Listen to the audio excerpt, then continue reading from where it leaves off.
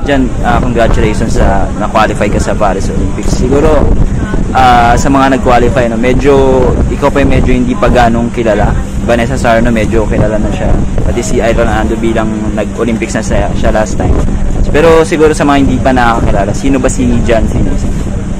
Ako, isang weightlifter na taga Cebu, taga Pasil, Barangay Pasil, na sikap para sa Pilipinas.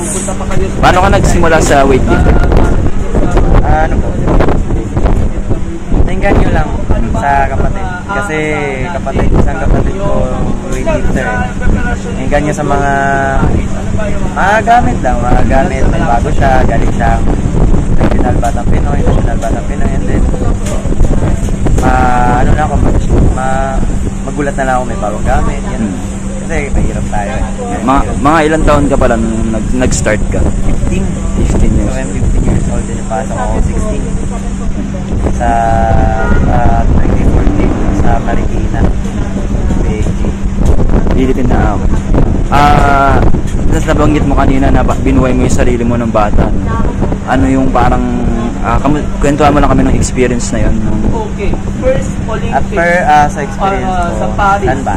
Pagkabata? Oo, yung sabi mo binubuhay mo yung sarili mo. Ano pagkabata is nandun ako sa lola ko. Oo. Talaga. Oo. Kumakain ka na ng toyo patis, kanin. Minsan, kukuha ka na ng kahoy or mangunguma ka ng ibang kapitbahay para may pera ka. And then after I graduate grade 6, lumipat na ako sa Cebu City kasi kala ko dun talaga sa city talaga yung magandang buhay. Mas lalo pang lumala. Oo. So, decision ko to. So, naghanap ako ng paraan para sa buhay ko. So, nung 2013,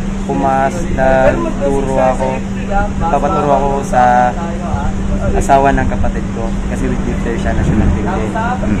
Papaturo ako January, and then mga ilang months naglaro na ako ng regional sa Masin Leyte.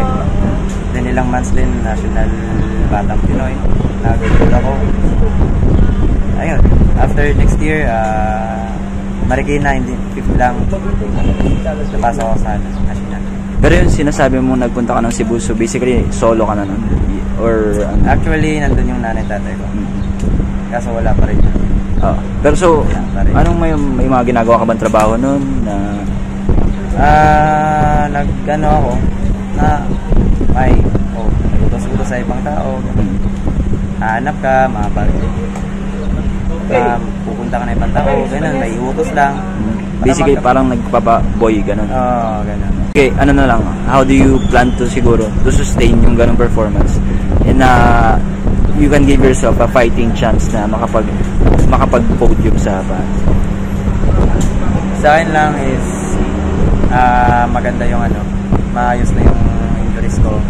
And then mabigyan kaming magandang vitamins na malayo pa yung laro tulad ngayon para naman magamit. Yung injuries na nasabi mo, ano yung mga injuries?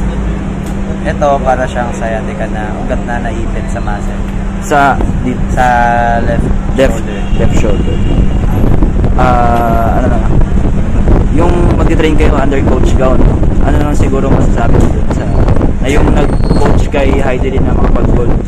Hindi ko masasabi. Hindi ko pa alam anong plano nila. Pero I mean, yung to train under him, anong masasabi mo sa kanya? Masasabi kong mag-train sa Taipei. Mas maganda yun. Kung mag-train sa Taipei. Okay. Then after Taipei, sa France na.